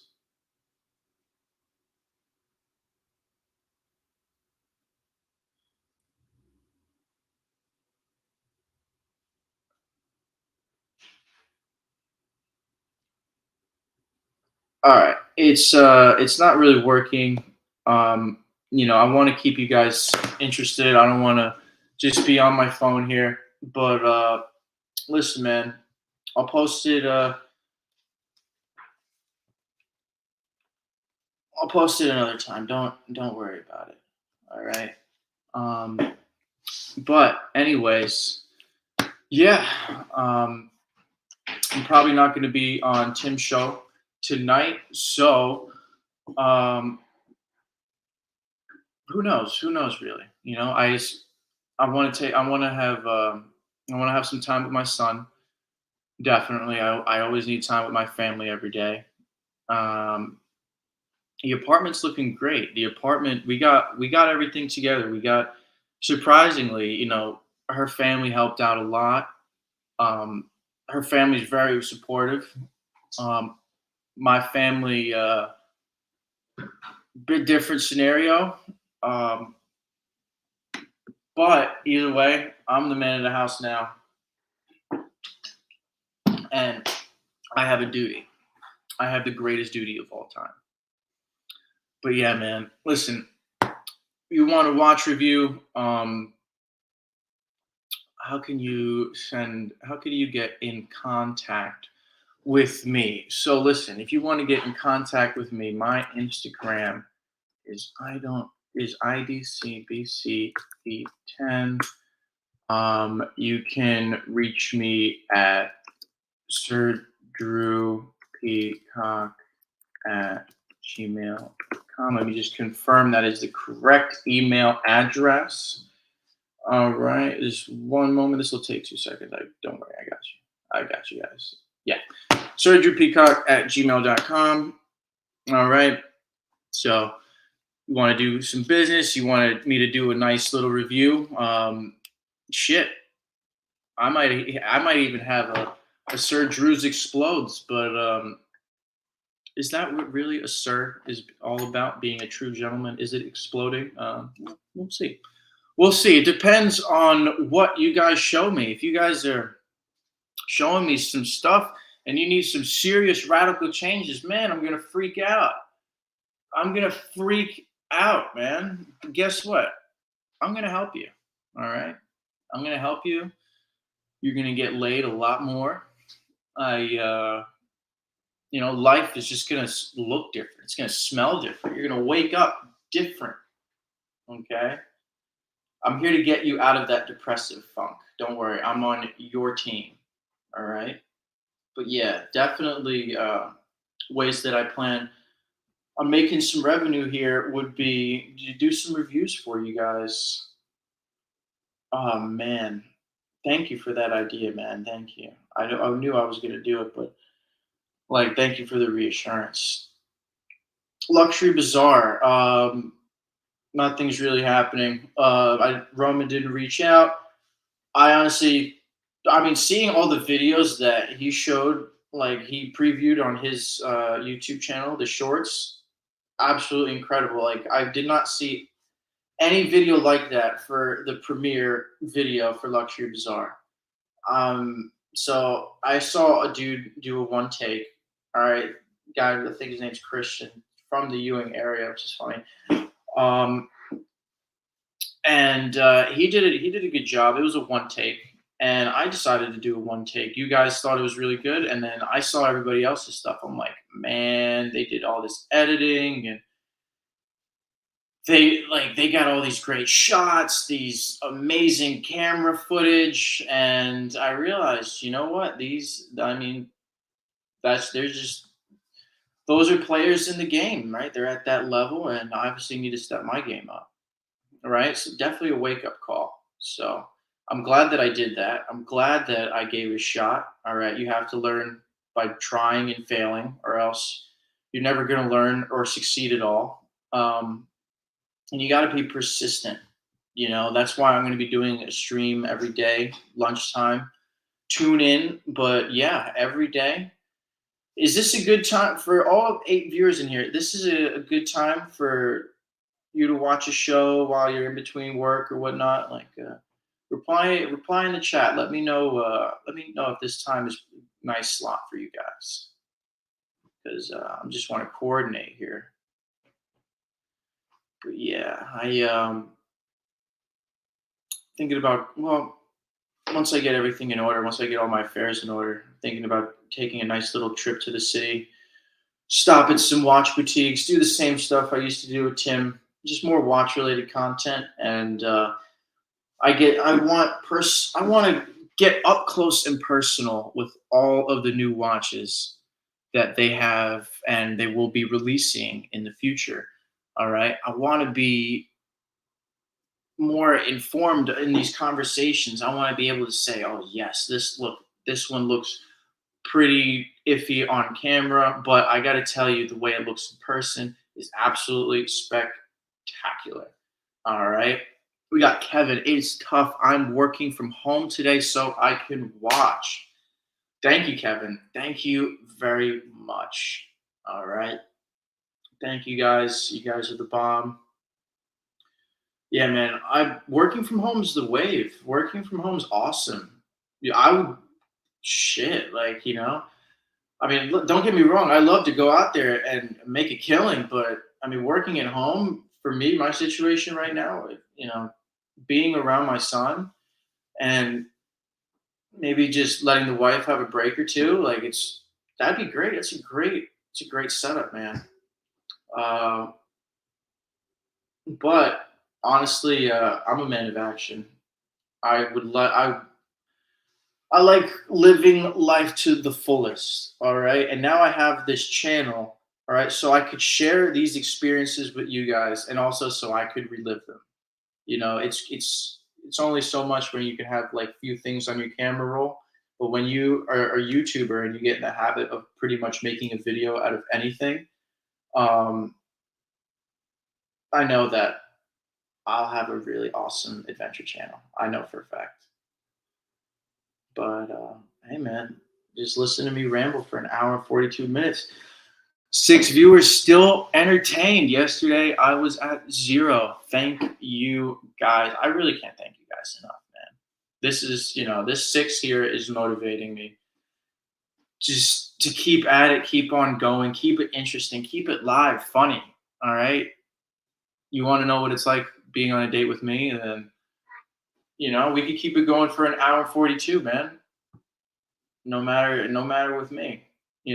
Come on and I'll do a great bit of listening. I'll show you how it's done. You know? Oh man, but that's one thing I really love too is giving dating advice or just talking about dating and sex. Yep, pimping ain't fucking easy, man. Shit. Put it fucking perfectly. Pimping ain't easy. Hell no. But I got the purple Cadillac. I got the hydraulic suspension. I'm leaning at 45 degrees while I cruise down the road with my purple hat and cane, and I'm coming to bang your wife. Psych. I'm a loyal guy. I am. I love my wife. But listen, man, I will make you the man. All right. If you aren't already, if you don't feel like you are, feel like you expect better from yourself, and don't worry, I still do too. All right. We're gonna grow together. All right. All 5 of you. I know one person left, no problem. All 5 of you, we're gonna grow together. All right. It's gonna be a mutually beneficial experience. And it's gonna be quite amazing to see where life takes us once we commit to the things that we say and we work on our talents and just make ourselves the best versions of ourselves that we could be, dude. Spinners on your, oh man, how could I forget the spinners on the rims, dude? Oh man. Spinners on the rims, cigar like this. Pimping, man.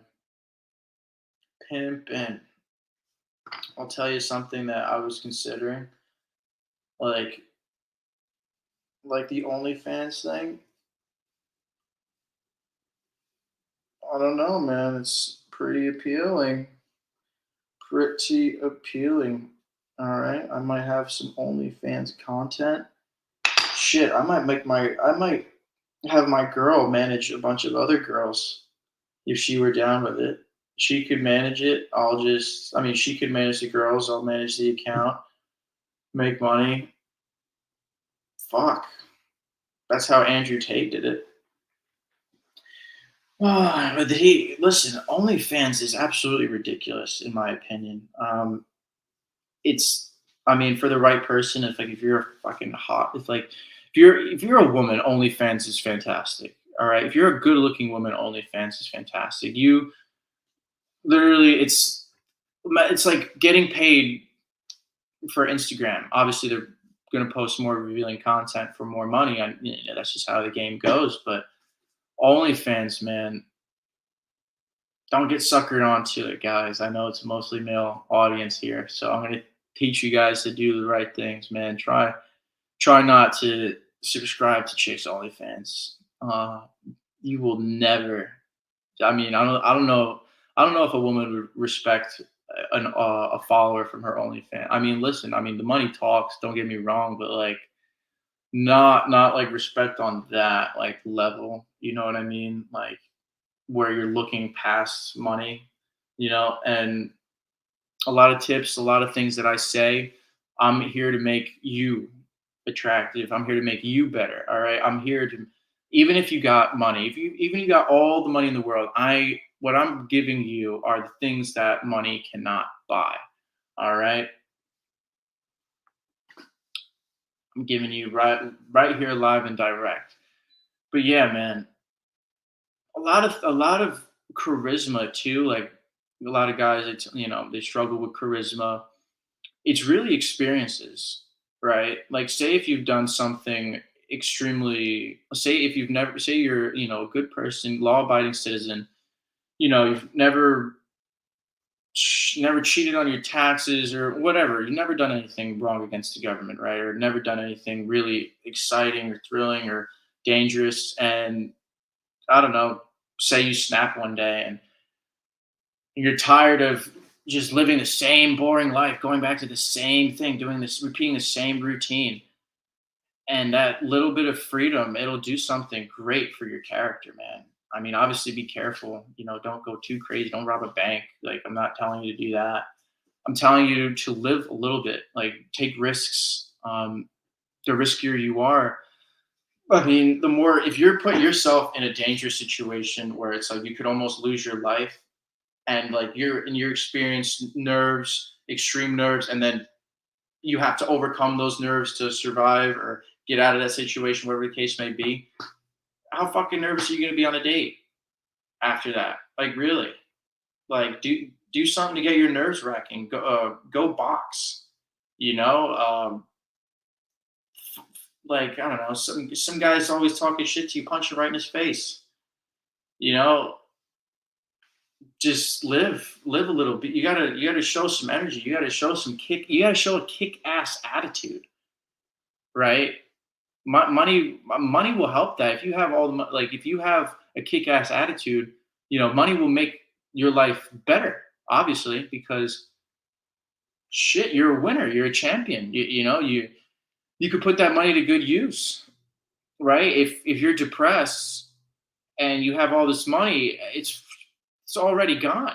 I mean, in my opinion, I went through a really bad point, like around 2018 when I right before I had the E93 M3 and shit. I went through a bad breakup and like I was blowing through money. I was buying this and that and always buying drinks and always spending money at bars, like just going out partying this and that because I just needed to, I needed to mend that heartbreak. I needed to get it out of my system, and it just, listen. It's really a day at a time. You will forget about her. You will get over her. You'll meet a girl where after her that you're just like, damn, who? Like, who the fuck are you talking about? Oh, I date. Oh yeah, well, shit. I live a whole new life now. So listen, guys, it's all about you, right? You got to start at the center. You got to start at the core, and you got to build yourself from there. All right. Um, I'm finally, for the first time in my life, I'm out in my own, like just taking care of business. I got my own apartment. Like, this 21 years old, I got nice cars, I'm doing some cool stuff, but I'm still on my mom's couch. Like, and I say the couch because I think my couch is more comfortable than my bed, but it is whatever. But yeah, dude, like life is about progression. All right. Life is about experiencing, and life is also about failure. All right. Don't, and, if you take my tips, right, and, I mean, really, just you really taking my advice is a long term. It is long term stuff. All right, and it does show effect. All right, if you feel like you want to get back out there again, right, and you just feel just a little bit nervous. All right, just take it easy. All right, you're showing improvement, but don't bite off more than you could chew. Now, just take it nice and easy. You're out, enjoy yourself. That's the main thing. If you're in a slump, right, and you don't go out and then you decide to, don't want too much. Don't go in with these expectations like, oh, I'm gonna get laid, I'm gonna have sex with the hottest girl at the bar, I'm gonna meet the love of my life, right then and there because I'm a changed man. It's not really gonna happen all like that. It might, everybody's got their own story, but for me, it's a slow and gradual progression. You know, you have to pay attention to the little things. You have to be more in charge, right? You got to say no, right? You got to to say no to women. You got to learn how to say no to a woman. And let me clarify this. A no will lead to that eventual yes. All right, guys. Just statistically speaking, guys are very thirsty creatures, right? We're very horny.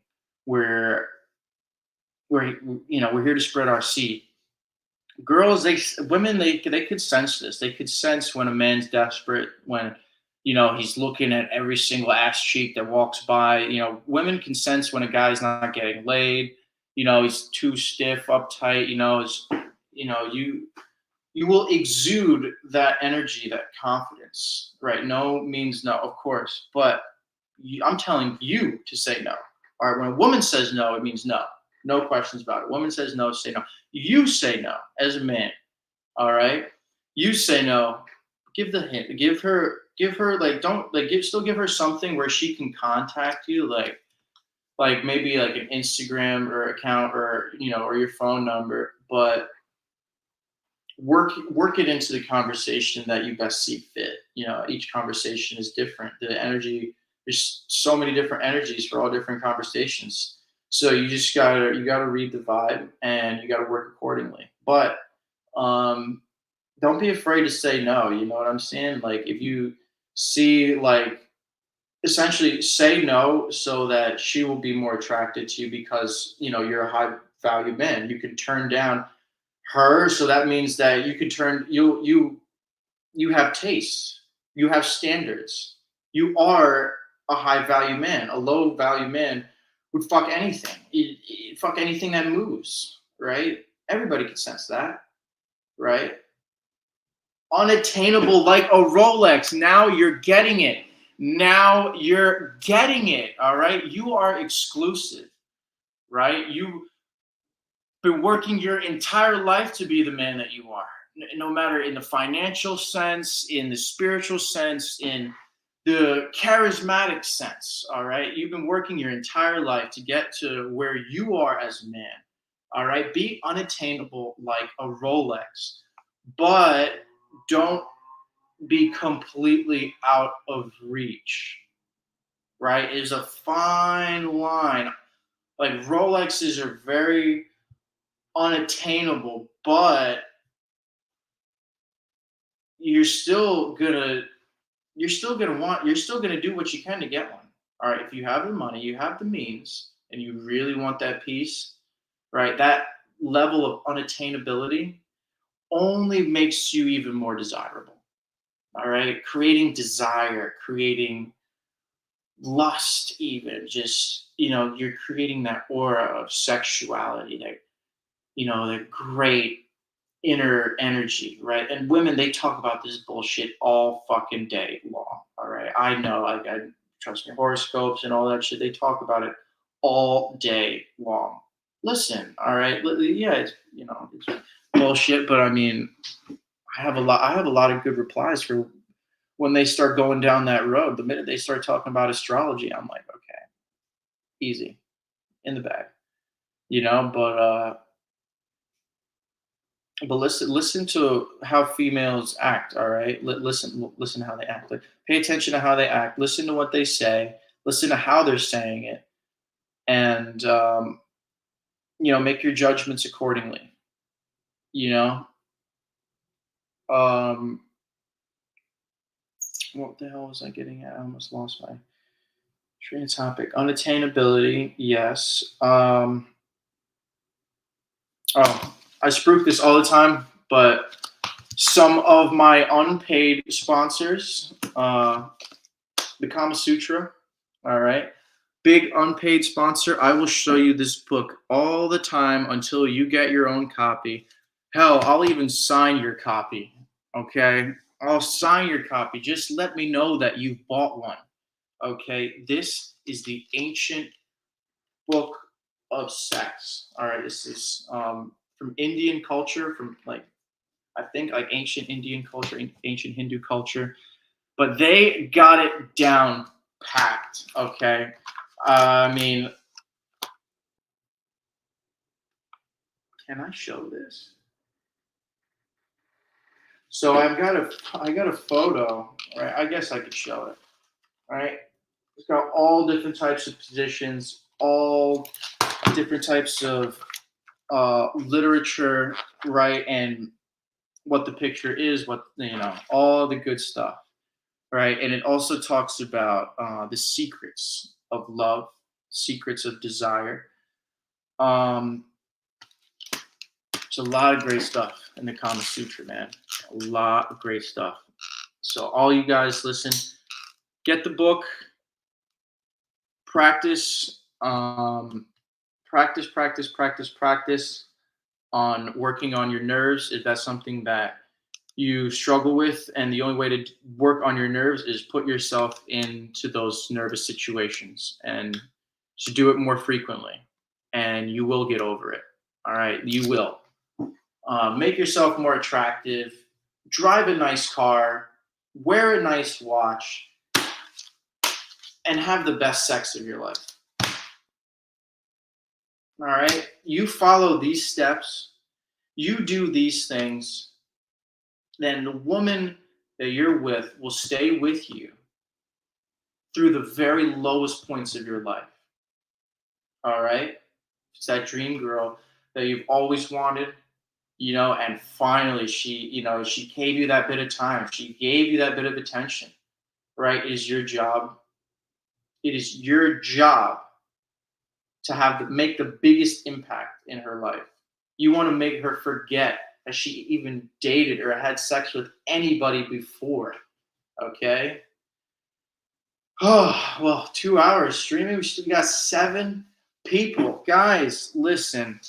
I am going to wrap it up. I put my email here in. Oh, wait, no, sorry. I got my Instagram here. Give me a follow. Shoot me a DM. Got my email here where you can email me. I will do a professional review for you. Entry special, beginner special, opening special, $25 per review.